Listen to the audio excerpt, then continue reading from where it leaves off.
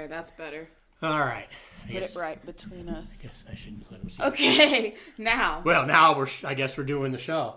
Yeah, we're doing the show. I got to tell you, I do feel a little weird about this. About what? This whole podcast thing. Why? Well, it's the bald guy jokes.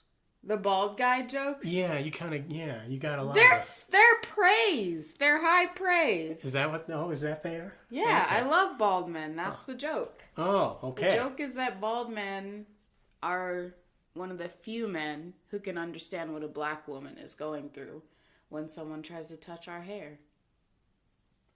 Because I imagine as a bald man, you experience a lot of people trying to touch your bald head. On occasion. It happens.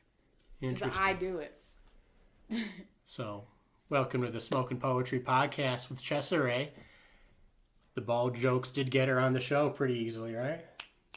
Yes. Red meat.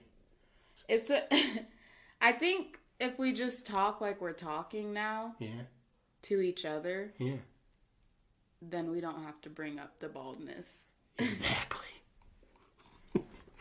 Well, why don't we tell people who Chesarae is, who don't know who you are and don't know about your great jokes? I am a mediocre comedian out of Colorado Springs. Bullshit. Do you say mediocre? You did not say that. Yeah, no, I'm just a little small town girl. That's it. Well, other than that part word, which I'm going to call a falsehood, what else about you do we want to tell people? I don't have much going on right now. I'm really active on Instagram at the moment. Blueberry Ragamuffin, no E's. That's my Instagram. I am just a girl in the world. And what's your problem with the letter E? It's kind of overplayed, right? It's in everything. It's like Chris Pratt. We get it. Yeah, Chris Pratt doesn't have E in his name. That's right. And you do, but the Instagram doesn't. Yeah, I have E's in my name. I wish I didn't. I used to want to be named Ashley with an I. Why is that? What's that story? Because I just hate having this name. I hate having such a giant name, and then it's just me, you know? Like, people are like, oh, Chesarae, that's spicy. Who's that gonna be? And then it's just like some girl. You know, it's like naming your kid Cher, and then you're not Cher. Well, you're the only Chesarae I'm familiar with, and it's a beautiful name. And I guess you I guess I can thank my mom for it. Yeah, so that's something good. It's actually a cool name. It is. I do like my name, but I don't like how much of a production it is to tell people my name, because there's always that. My name is Chesarae. What is it? Desiree? No, Chesarae. It sounds like Desiree, but with a ch. And then I have to do this back and forth. Haha, I know, it's hard. It's weird. And I don't like all of the... You have to be really social to have a difficult name, I think. If you have a name that's difficult, you have to be okay with, doing banter. Even in my job, just, serving people, I have to introduce myself all the time. And then there's misheard names. I'm getting called Cheesecake. I don't know why. It's happened 3 times at work where someone goes, oh, I thought your name was Cheesecake. And I'm like, no, but that does sound really good right now. What is your day job? I actually have 2 jobs right now. I'm a server at a movie theater. I won't say the name of the movie theater because, well, you'll figure it out. It's, can they figure it out, do you think? I don't know. I'm slow. I have no idea what You're slow? Is there something I should be... Is it a certain thing? What? It's like a movie theater where you get served at your seat. Yeah. And so I'm a server there. Okay. And there's only one in the Springs. Okay. So. I thought it was like some kind of horrible gangster thing the way you were talking. Gangster? I can't talk about it on camera. They'll find me. No, I could talk about it. I just don't. Okay. And then I'm a nanny as well, for now. Did they both give you material? Yeah. Some more than others. Being a nanny is a very niche job, I would say. So when I do jokes about being a nanny, there's 2% of the crowd that's like, yeah, we get it. Kids are crazy. And then the other part of the crowd is like, I don't have kids and I've never talked to one before, you know? Yeah. So it gets a little isolating when you tell jokes about being a nanny when there's no one in the crowd with kids. I guess I can understand that. Yeah, I sometimes have a joke that's hilarious to 1% of the population. Yeah, and I'm okay with being funny to 1% of the population, honestly. I'm okay with just a small... I'm really big with gays. I'm really big with girls. I'm really big with moms. Some dads like me. I don't know why, but like 60-year-old white men, I'm their bread and butter. They love it. They love my jokes. And then like 40-year-old white women, they do not vibe with me. They're kind of sitting there like, oh, I guess I see where she's coming from. That's my 40-year-old white woman voice. I'm trying to take what you're saying and try to imagine why that could be. And I can see why the guys love you, obviously, but why do... although I'm not 60, so I hope I'm not being thrown in with those guys. I'm not quite there. No, like 60-year-old men with like gray hair, gray beards, gray everything. Mm-hmm. They love me. They love my banter. They love my silly jesting. And then the women that they're with are typically like, you like that? We'll be talking later. A lot of your routine, how much of it is scripted, like written material versus just let's get up there and talk to the audience and have fun? I would say about 85% of it is written down, and then the rest of it is just me being high on stage and being like, well, what can I talk about that's going to make people get what I'm about, you know? How long have you been doing the jokes? I've been telling jokes for almost 3 years. It'll be 3 years in March. And then I have been writing jokes since I was a delirious, like, 20-year-old who was like, I'm going to say these on stage one day and people are going to laugh at them. And then I tried all those jokes and none of them got laughs. And I was like, okay, now we're getting the hang of it. We're going to make an actual joke. There's going to be a format. Here's going to be a setup. There's going to be a punchline and people are going to laugh.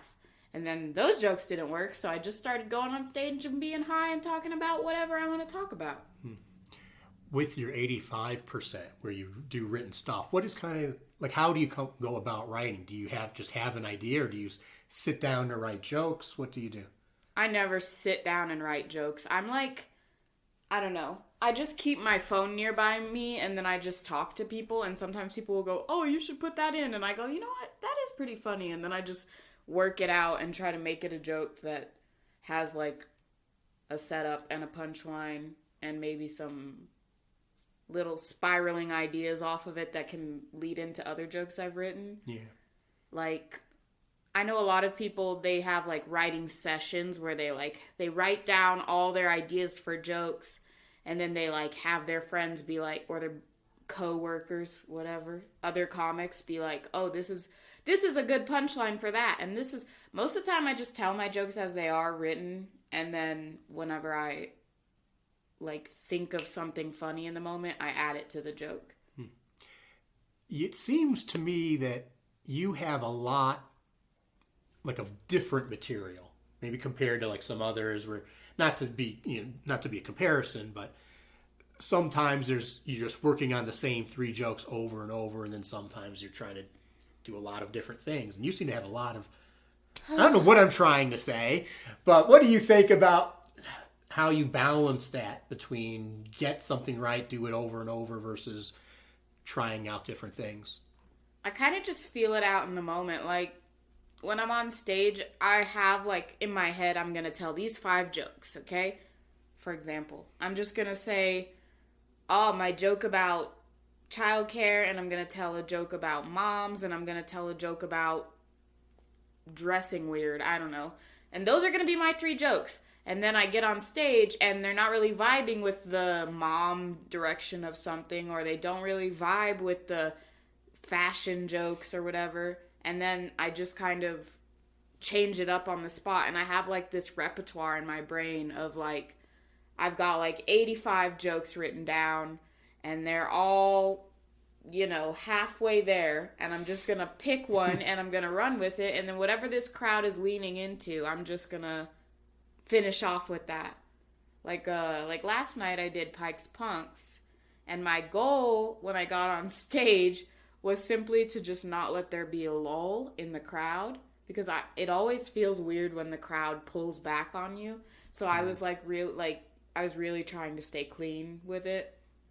And so I went in like, I'm not going to talk about sex. I'm not going to talk about dick jokes. I'm not going to talk about this.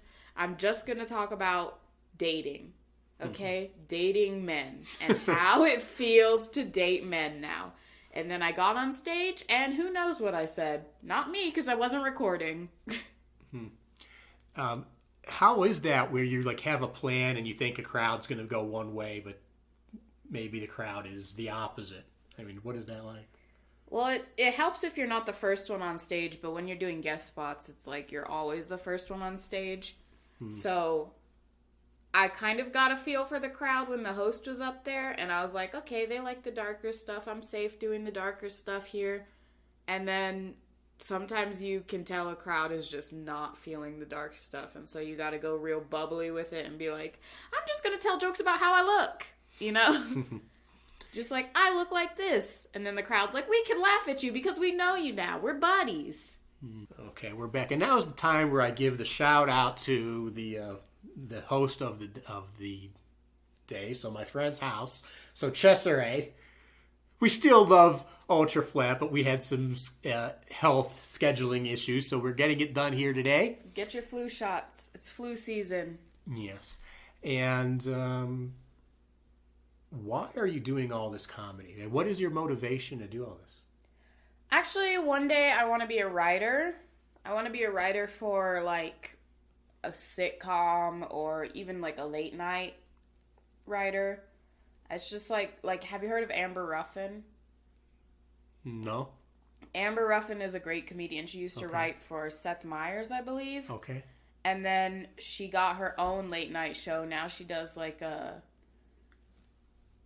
commentary show with who is it?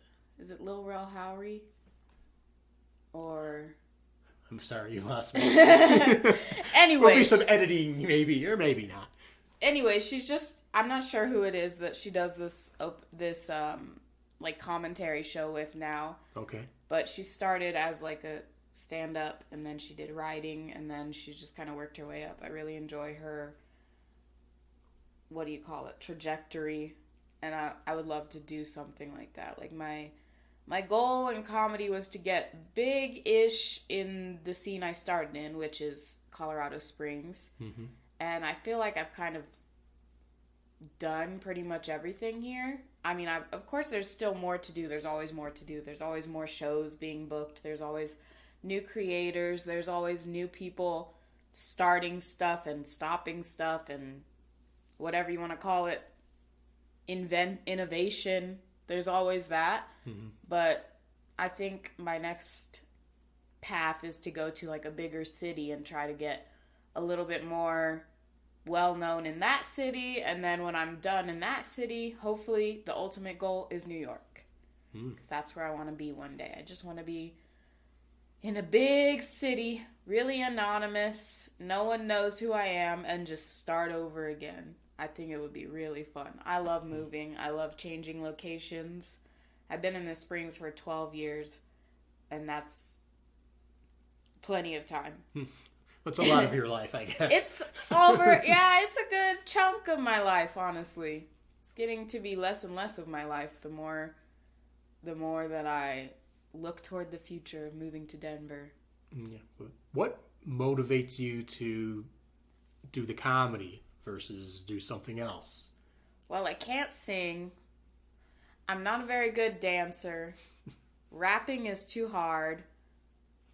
I don't know. People tell me I'm funny sometimes, so I guess I let it get to my head. When you tell like a couple jokes at like a family party and your mom's like, oh, she's so funny, listen to this story. And you're just like, oh my God, am I funny?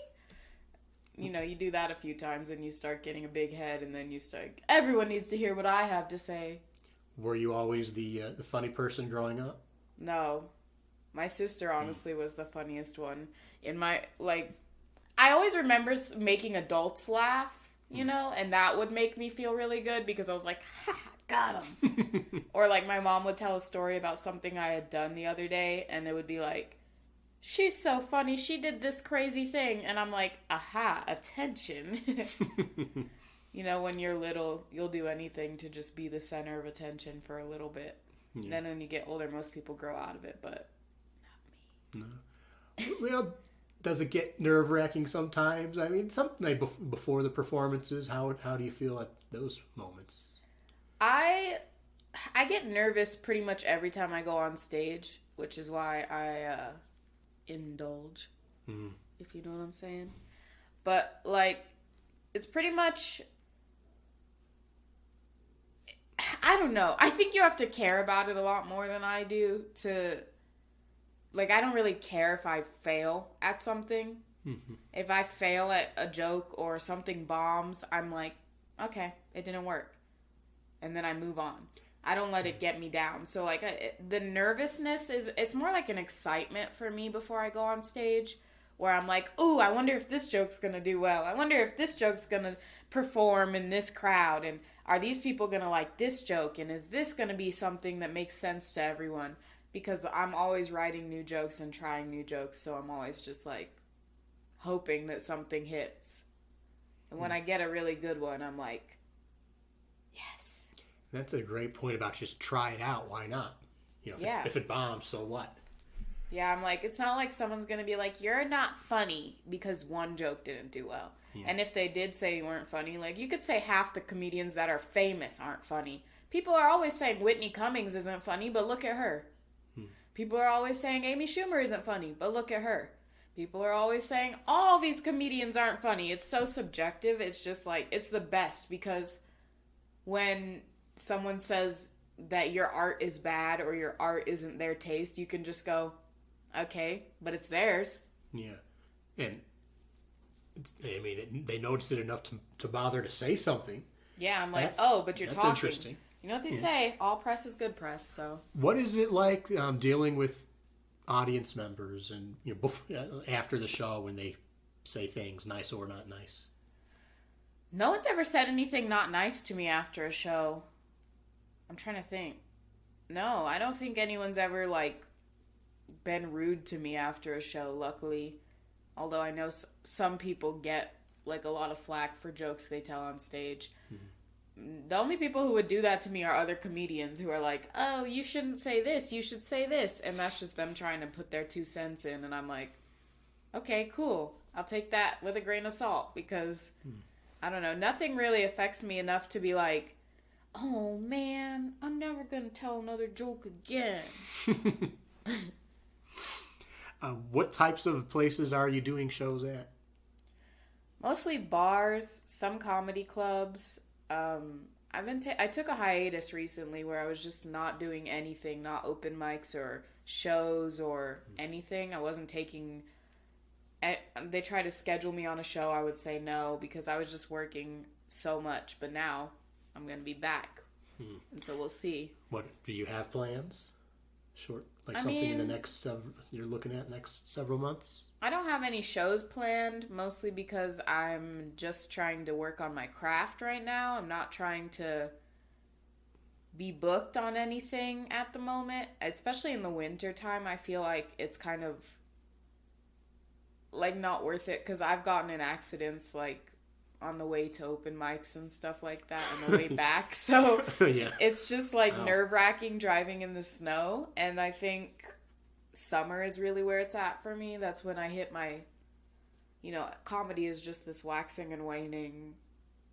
Like sometimes you're so booked you can barely keep up with it. And then sometimes you're just like, hello? Does anyone want me to tell a joke, please? I'll tell a joke anywhere. Oh, it's a Christmas party? Shoot, I'll be there. Is it difficult to kind of get noticed in the crowd with so many different people trying the comedy? I think it would be harder if I was like another white guy. There's a lot of them, frankly. Yeah. There's a lot of them. Some people can't even remember the names of all the comics but you know what they do remember? Chesarae. That's an awesome. It's a name that's hard to forget. It is. What about the production part that you've been involved with? What is that like? And that's the maybe less fun part, I guess. That's the part that doesn't really appeal to me as much as I just like talking on stage. Mm-hmm. I just like yapping. Ever since I was a kid, I've loved to talk and just make people laugh. But I never really wanted to like produce anything. So when the opportunity came around to produce a show at Ultra Flat Black, I was like, okay, I guess I'll do that.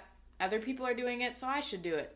But it's not really where my heart is. It's fun. I love the feeling of like watching everything come together and in the end just being like, I made this happen. And all these people are here because I brought them here. And all my hard work paid off. But it is a lot of hard work. And people who put on like monthly shows, and some people have multiple monthly shows, I don't know how they do it. I could never. And I could never host an open mic. Why do you say that? I don't know. I guess I could host an open mic, and I have in the past, but it's a lot of time. It's a lot of time. It's basically a whole job.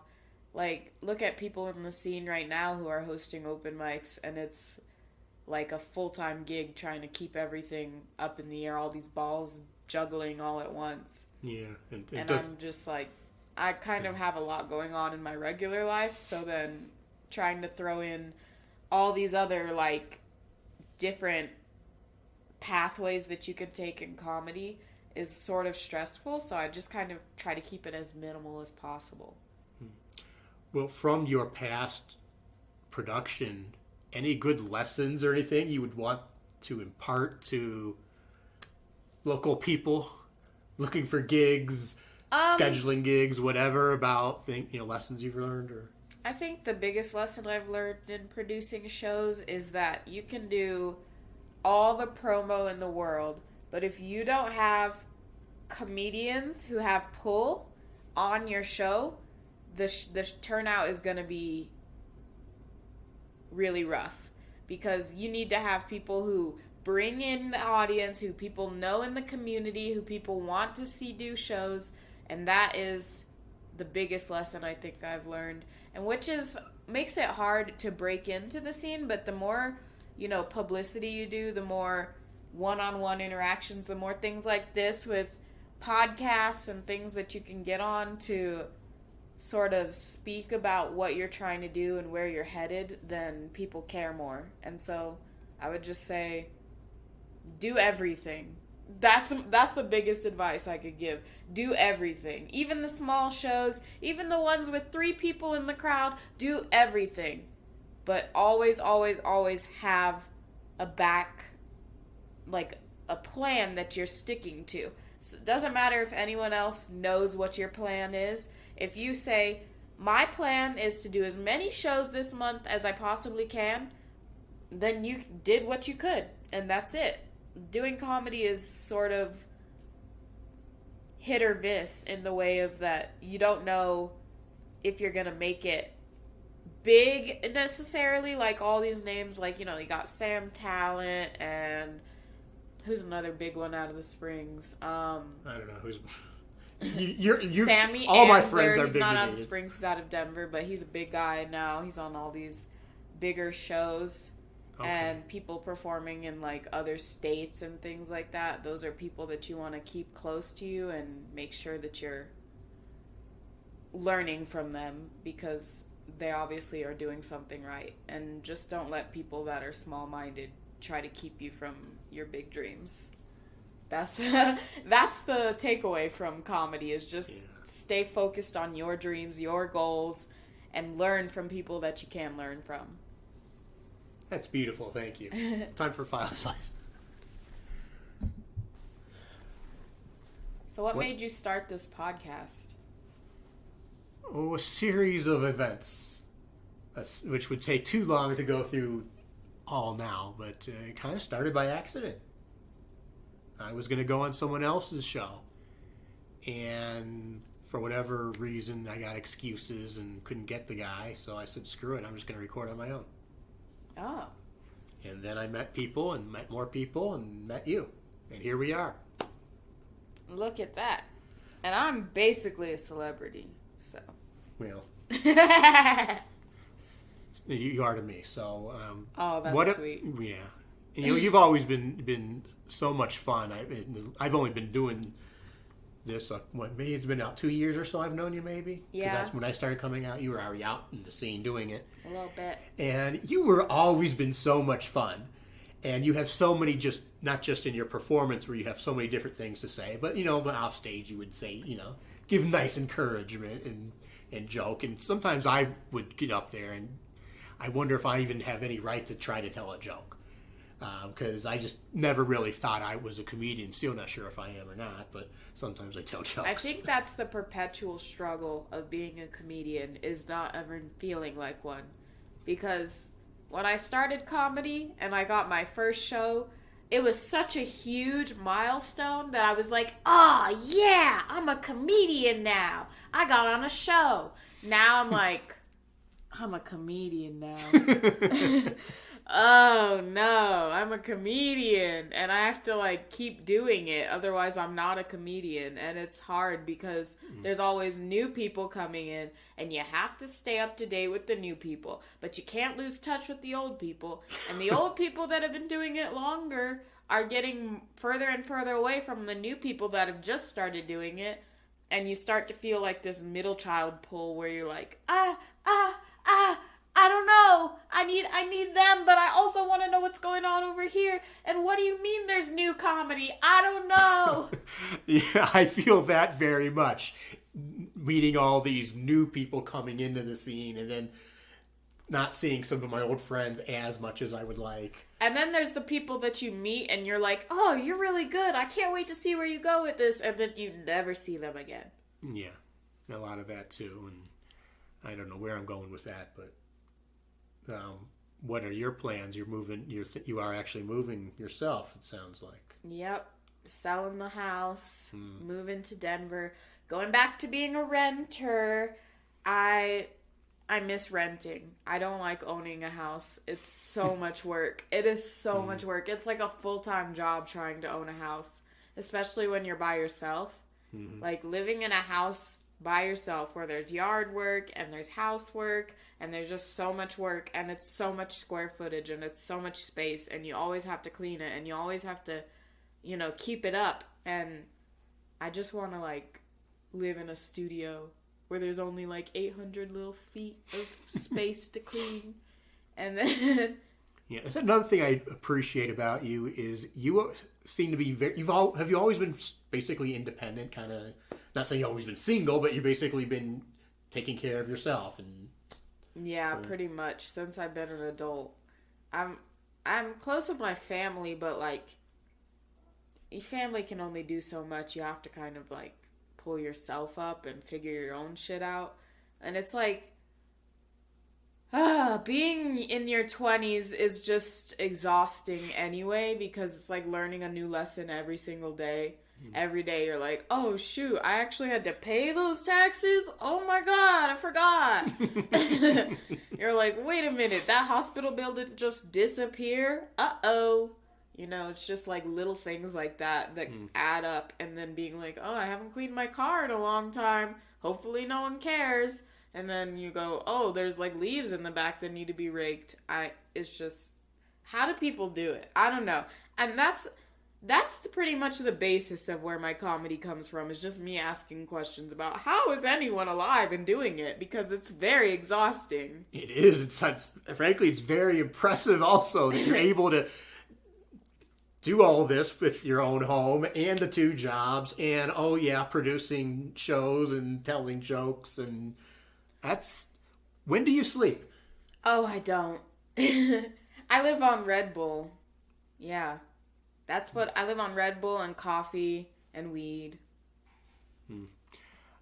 It's hard. It's hard. Comedy is so fleeting. You could be hot shit one day, and then the next minute, you're nothing. People can know your name at the grocery store one second, and then the next second they're like, who is that? And it's the same with big comedians, too. If you say the name Bernie Mac to some people, they're like, I know Bernie Mac. He's hilarious. Can't believe it. We lost him too soon. Other people, you say Bernie Mac and they go, who? Comedy is just not something you do for popularity or to be famous or to get big or like have everyone know who you are. But like rather something you do for the love of the game, I think. Yeah. And what I was saying is these places, they come and go. And it's hard to maintain, and you keep doing shows, and some go great, and some maybe don't, not as many people show up, and you keep doing it. Yeah. Because you are tough, and you are awesome, and that's what I was trying to say. Thank you. I don't know if it's because I'm tough and awesome. It's more or less because I'm stupid and love attention. I think I don't... it's like when you tell a dog that they're bad, but you say it in a happy voice. And they're just like... You're like, bad dog! And they're like, I love you too. That's me. Someone could be like, that was a very bad job. And I'm like, this time, but who knows? Next time could be crushing it. We do have this in common, is we do this self-deprecating stuff. Yeah. We both do that. I love that. Why do we do that? I do that because I think people assume that I'm going to be full of myself, and I'm not. I'm really like, what's the opposite of full of myself? Empty of myself? I guess. That's, phrases. Full of myself, maybe we could do empty something with that. What, with empty? With full and empty of myself, and what the heck these things mean. Empty of myself, meaning like, I don't really know shit. I'm just out here trying stuff. And that's what comedy was. Comedy was an accident for me. I accidentally fell into it. And then I just kept doing it. And then I just kept getting booked. And I was like, oh, if I reach out to people and just ask to be on their show, then maybe I could do like a show here and there. And that's kind of how it started. And then eventually people were just like, I want you on my show. And I was like, me? Moi? You want me on your show for what? And they're like, to tell jokes, ideally. And I go, or I could just get up there and be a little cutie. I could just get up there and strut around and be cute. They're like, we don't want that. Yeah. Well, what is that like part of the business like? I mean, dealing with people who maybe are not nice. Are not nice, who want you to do this strut the stuff. Is that an issue you've had to deal with people? I've had to deal with a couple of people being not very nice to me, but, no more than in my regular life. People are just people. Some people suck. There's a great Tom Segura bit where he talks about people who bring their babies to the movie theater and how you want to complain, but when he did complain one time, he told someone that there was a baby in the movie theater, and the worker just said, yeah, some people suck. And so every time I'm thinking, like, why is this person being rude? Or why is this person doing this thing? Or why don't they like me? And then I just think, some people suck.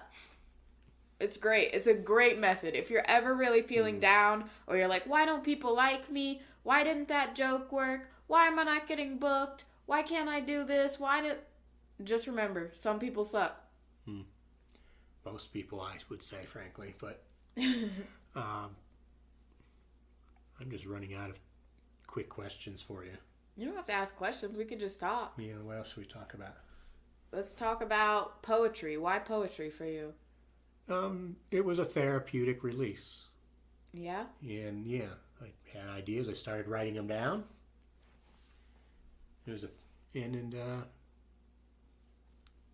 Realized I was good at it after a while, and kept doing it and expanding, and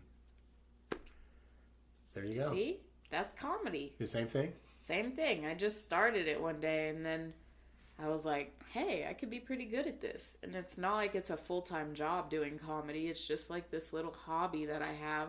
Obviously, one day I'd love for it to be my full-time job. Like, that would be the goal. If comedy and working were together in one, I think that would be, like, the pinnacle of my life would just be, okay, I go to work and I do comedy, and they're the same thing. Instead of having to have a day job and then do comedy at night like that. can be exhausting. It's tiring. Oh, I understand cutting. I mean, I cut back on open mics myself for a while and hadn't been doing as much just because there's so much to do because I have another life. Exactly. And can't go out every night in the middle of the week at midnight. What's the deal with everything going late? Am I just too old? That's how I feel. I'm sitting there at 9 o'clock like, okay, if they don't get to me soon, I'm going to be leaving. And that's just how I'm needing to get 8 hours of sleep, honestly. And I wake up and I go to work early as hell in the morning, and I'm not trying to be sleepy all day. Yeah. And I'm not the type that can, call in because I'm tired. I'm just not like that. Yeah. So one of the things that we both have in common that motivates us is we're going to talk about that word begins with B. Being bad bitches? Yeah. Well, that too. That too. Yeah, it's hard being bad bitches, isn't it? Well, yeah. Well, we would. Oh, you meant the other B word. Yeah. Ah. Yeah. Yeah. We both have bisexual. Well, I'm not, but oh, nothing wrong with that, of course. No, the bipolar phrase, as I call it, the bi that people are still scared of. The bi that people are still scared of. Yeah, and it's certainly one of my main issues, and frankly, reasons for creativity is definitely bipolar stuff. Well, I just found out this year that I'm bipolar. So that's where the joke came from. I started telling that joke as a way to just be like, hey guys, sorry I'm a little crazy, but it turns out I'm actually crazy. So it's just, and I know crazy, they're like, don't call yourself crazy. It's our word, we're allowed to say it. I'm allowed to use it. All right, it's my slur. It's very, that's how I feel in a way. And it took me a lot longer before I figured it out. I was about 40 before I figured it out. Oh my goodness, that would stink. I would be like, every day, just be like, what the fuck is wrong with me? Because for like, I guess apparently you develop it. You aren't like born with bipolar, apparently, is what they told me. Really? They were like, oh, it's not like you were born bipolar. Some people just develop it around age 26. And I was like, are you telling me that I aged into bipolar? Because they told me the opposite. That I was born with it. I've always had it. And looking back, it's so obvious. It's just when you're living it and you're in frankly, an abusive family who doesn't want to hear that word. Yeah, I always my family just said that I was weird and awkward my whole life. And then I found out that I'm most likely autistic. Because this is a fun story. We can go into the details on this. If you would like. When I went to the mental hospital by choice, I found out a lot about myself. I found out I was bipolar. They suspected that I'm autistic and on the spectrum. And they also found out that I, needed to be medicated.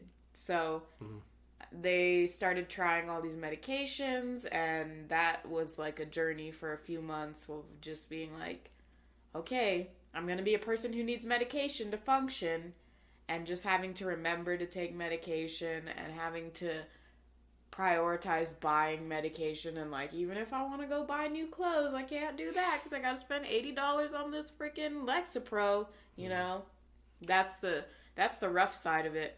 And then people also always thinking that you're rude, or like thinking that, you're just a bitch or something. And reality, you're not really a bitch. You're just dealing with mental illness. And mental illness is really serious, even though you can't see it.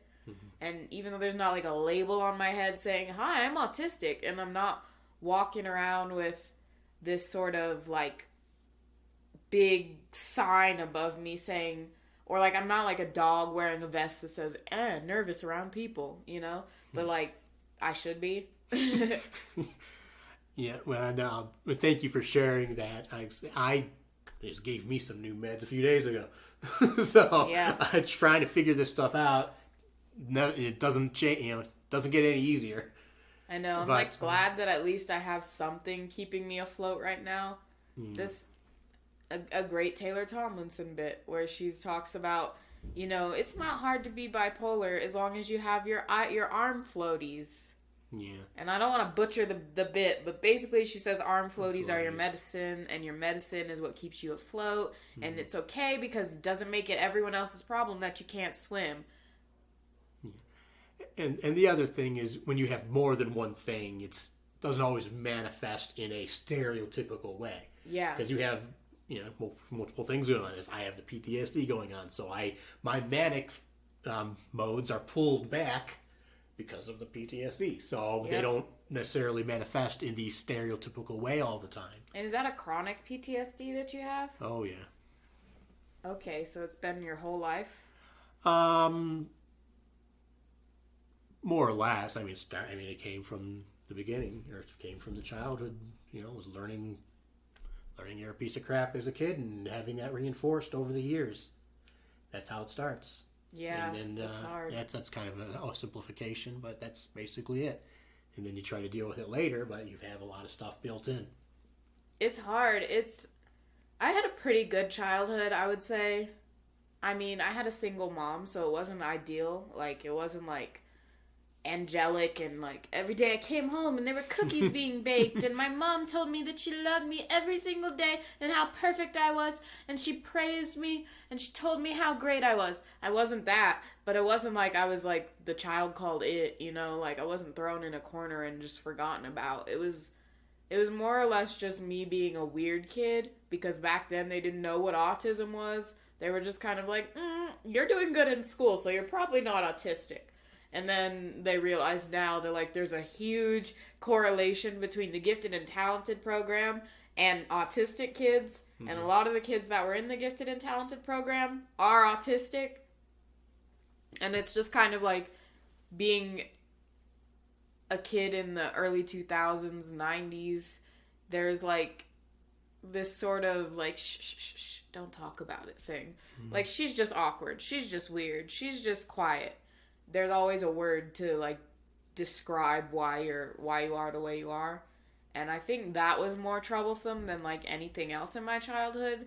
It was just being like, why am I weird? I wish I knew. Like, why do I like reading and not watching football? Like, why do I all these weird things that as a kid you're supposed to, like, want to be outside and playing and things like that, and I just wanted to sit in my room and read my books. Mm-hmm. And now look at me, I'm a writer. Yeah, that was very nice how you put that. Say to me, you can't talk about it. You can't talk about being mentally ill. You can't do that. And then what? And then what am I going to do? Yeah, and frankly, there's certain... I don't like the word ill because we're certain things about us that are, frankly, better. I'm just going to say it. Like, creativity is a main thing. And not, what... Boring, normal people haven't done anything to change the world, frankly. Exactly. And I think some of the greatest minds in comedy, some of the greatest minds in the artistic world are bipolar, borderline, whatever you want to call it. They have some sort of mental illness. And it's not to say that the two are correlated, because, as we all know, correlation does not equal causation. But I think there is a little bit of it's like this little silver lining in being mentally ill, that you feel things so deeply. And then you feel things so deeply, you feel like you need to tell everybody about it. And then telling everyone about it makes it feel less alone and isolating. And being able to say something about this big, scary monster of mental illness that no one wants to talk about, or that people get uncomfortable talking about, and making it fun and interesting and silly. And honestly, I just love when things are silly that are not supposed to be. Yeah. And I don't like the word normal, but part of life. Yeah. And yeah, that's, you put it perfectly in the way you describe how you feel things more deeply. And frankly, that scares people. It's like we love and hate more, I think. At least it seems like it. Definitely. I think that's why and not to get too personal, but in every relationship I've ever been in, it scares people how much they feel for me. and how much I feel for them. Every relationship I've been in has been this sort of like whirlwind of like, whoa, I feel really good when I'm around you and I don't know why. And I'm like, it's because I'm honest with you and I just tell you like it is. And I think a lot of people don't understand what it is to be always aware of what you're feeling and always aware of what exactly is going on around you. And it's really kind of mesmerizing to be a part of it. So when you're with someone who feels deeply and really and seriously, takes everything seriously, and really isolates the exact emotion and takes time with it and just holds space for the emotion. It's really important because people don't allow themselves that. We're all just trying to get through life. We're all just trying to make it to the next day. We don't want to pay attention to every little thing. But some of us have no choice. That's quite poetic. Yeah. Yeah. That very much it is poetry to me. Do you write? Have you done any of that? Ever tried poetry itself? Oh, I write a ton of poetry. Yeah. Why haven't we talking about this on the Spoken Poetry podcast? Well, why don't we tell people about what type of poetry you've written? Okay. I have a poem I could share with you. That would be wonderful. Yeah? I would be so honored. All right. Let's get that up. Let me find my... Oh, there it is. I could have just reached right next to it. That's what I'm not even going to stop. All right. I'm going to write. You'll cut it out? Yeah, we'll just keep going here. Okay. Let me find it.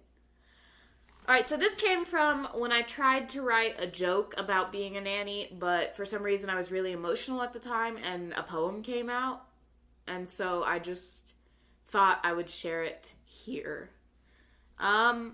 It's called Water Bottle Baby, and it's about my old nanny kids, because they always used to steal my water bottle and try to drink out of it all the time, even though they had their own. So I wrote this poem about it.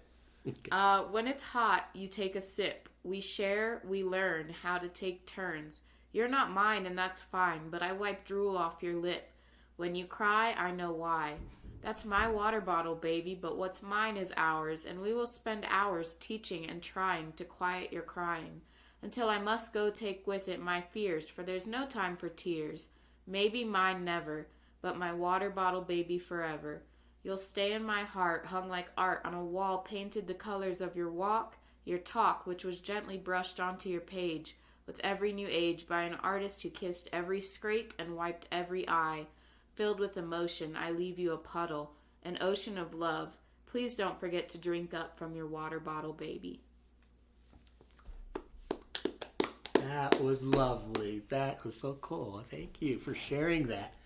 Yeah, people don't know that about me. Yeah. So why don't we? What do you want to tell people about your poetry inspirations and writings? I really just write whatever I'm feeling, and then I try to make it like... It's sort of the same as with comedy. I just tend to write down everything I'm feeling, and then I guess I just think poetically, because most of the time what I'm feeling comes out in these words of like, just like a fleeting emotion of, oh, I have all this emotion over this one thing, and it's either going to come out in a joke or it's going to come out in poetry, and I never know which one it's going to come out in, because I write all the time. I love writing. If I could just write and make it a career and just write, that would be everything for me, because that's really the point of my existence, I think, is to write. How come you have not performed your poetry at any of the other events? I just didn't want to cross hairs, like trying to get comedy away from poetry and poetry away from comedy. I've always wanted to perform my poetry. I have like an entire book of poems that I've written. I could probably recite them by memory at this point, but it's a lot of not wanting to be taken too seriously in poetry and not wanting to be taken as a joke in comedy. I don't know. Because comedy and poetry, they're so similar. There shouldn't be as big of a divide between the two that there is. But for some reason, when you start doing poetry, people like write you off as, she's not serious about comedy. She's just she's just talking. Yeah. Or whatever. And it's actually something I've been doing a little joke about how I try to call myself a poet who tells jokes, not the other way around. And it does seem like there is that bias. Like, once you're known as a comedian, you can't break away from that. Yeah, it's hard. Because I did perform it I think I performed this poem one time at Bar K, because I was just really emotional that day, and I was like, I'm not feeling the comedy thing right now, so I'm just going to perform this poem. And it did well, but also everyone was kind of like, what the hell? Why are you performing poetry when we're here to see you do comedy? And I'm like, obviously, if I could just sit there and perform poetry and comedy interchangeably, I would, mm-hmm. But I don't think that it's something that is being done right now, except by you. And that's like the meat of it is literally Smokin' Poetry podcast. Yeah. So the fact that you are able to do it does make me feel like, maybe I could do it too.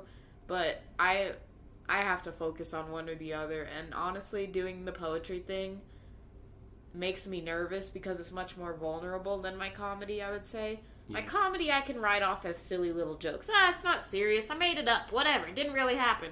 Poetry for me is very serious. And it's like really deep and it's really from my heart. And so if someone didn't like it, it would probably make me really sad. I feel you there too, because the way I write, I tend not to perform publicly, honestly, my darker things. Mm-hmm. Even at the Poetry Slam, even though those are what win, it's like, I don't care. I want to do something fun. Yeah. But I do hope, I hope you do try a little bit of both. You don't have to do them you don't have to do necessarily the mixed thing that I sometimes do. You can just do poetry night once, like the Poetry Slam coming up. Yeah, maybe I will. Yeah. I mean, I've been hanging out with Sonny. You know Sonny. Yes. So there's a big possibility I might cross over into the poetry scene a little bit. I've been trying to write a little bit more poetry about things because for me, poetry has been this, I don't want to say outlet, but like, it's like a stepping stone for me to get out of like whatever slump I'm in. So, like, for me, writing that poem about being a nanny but not having kids and probably never having kids was, like, this realization I hit at, like, 25 where I was like, if I really wanted to have kids, I should probably start working on it now. And then I was like, I don't really think I want to have kids.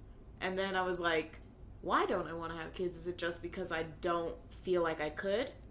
Or is it something that I think I'm afraid I would not be good at or something like that? And then all of that just became this poem that really just made me like see, okay, so this is what I'm feeling. And that's what poetry does for me. And then comedy does the same thing, but in a different way where it makes it less scary because it's lighthearted. And so, you know, poetry, it's more intense for me. And I think comedy is just like my easy outlet. It's just it's easier and it's more fun and it's lighthearted and it's not going to hurt if someone doesn't like it, you know? Yeah. Now, you're talking about writing generally. Are there other, besides comedy, poetry, are like are you writing stories or what have you thought about writing? I did actually, it sucks because it got deleted in my Google Drive. I was writing a book for a while. It was about a celebrity who gets wrapped up in, you know, it's whatever. It was kind of like a fan fiction mixed with like a book, mixed with like a murder mystery. I don't know. I was just like letting out steam, honestly. And I was like, I don't know. I have all these thoughts and I need to write them down. And I wanted to be like a fan fiction writer when I was younger. Yeah. So I would like write down little ideas that I thought would be cute in a fan fiction. But then I started reading like romance novels. And I was like, oh, there's something here. Romance novels have a little bit of the like lovey-dovey stuff, a little bit of the romance, a little bit of the corn aspect of it, you know? Because have you ever read a romance novel? No, I can't get through one of those. Oh my god, they're so good. If you're not reading romance novels, read romance novels. Romance novels are so corny, but they're so good. When I was in the mental hospital, I read like 3 romance novels in like 3 days. And it was amazing. And I just love reading them. I love reading. I love writing. I'm a nerd. Well, we have that in common too. I'm like, if I wasn't all packed up, you'd see my bookshelf all stacked with books. Really? Yeah. There's one like old-fashioned books you can actually, with actual paper where you can read. I don't like reading on like phone, Kindle, whatever. I like reading paper books. Oh, that is cool. I love paper books. And it's actually killing me having my books packed up right now. Because I'm like, I have so many books that I haven't finished that are in that box, right? And I could just go out there and I'm going to tear it open and I'm going to start reading them. And I never do because I don't have time. Reading is the one luxury that I miss from having like one job and having a lot of free time, is just being able to just sit for like hours and read. Dude, I miss it so much. Yeah, I kind of read so much for work that I don't do enough just relax reading. Yeah. So you should try. I got to get back to that a little bit more too. Yes, well, friend's got a new book I have to get, so. Yeah. I'm going to start sending you book recommendations. Yeah. And I'm going to get you on the side of liking romance novels. That I don't know about. There's great ones. There's ones that are like murder mystery romance, and they're like, we have to solve this mystery together, but we fall in love, and it's like... Yeah, I really am kind of anti-romance stuff. Even in, like, when I'm watching the action movie and they have to do the romance scene. That always annoys me. I don't like movie romance. Movie romance is gross. I hate it. But you know what actually had a really good romance scene in it that I watched recently? Yeah. And not to sound too much like a theater kid, but Wicked. Yeah. Wicked had a great little romantic backstory that they didn't put a lot of emphasis on, but there was a little bit, and you were just like, oh, okay, so she likes him. And that was cute, but like it wasn't like the whole plot of the movie. No. And I really like when there's just like a touch of romance in there. Okay, this is a haiku I wrote. It's silly, but it's how I feel every day when I wake up to go to work. Silly in the Smoking Poetry podcast, really? Okay, let's hear it. Working really sucks. I'm just gonna live off grid, but I love money. It fits. It's a haiku. Well, that's a perfect way to end the Smoking Poetry podcast today. Thank you so much to Chesarae, and follow on the blueberry muffin with no E. Blueberry ragamuffin. Blueberry ragamuffin. Well, I'll just have to write it down. It's underscore BLUBRRY rag a muffin. Why? Just like a ragamuffin. Well, where'd that come from, by the way? Oh, one day I was driving and I was like, I really don't like my username being my name, so I'm just going to change it to something that articulates who I am as a person. And I think I'm kind of bubbly and sweet, like a blueberry muffin, but I'm also kind of a hot mess, like a ragamuffin. So, Blueberry Ragamuffin was born. That's really it. It actually sounds pretty good. So, follow Chesarae and me, and see you next time on Smoking Poetry Podcast. Thanks for having me. Thank you for coming.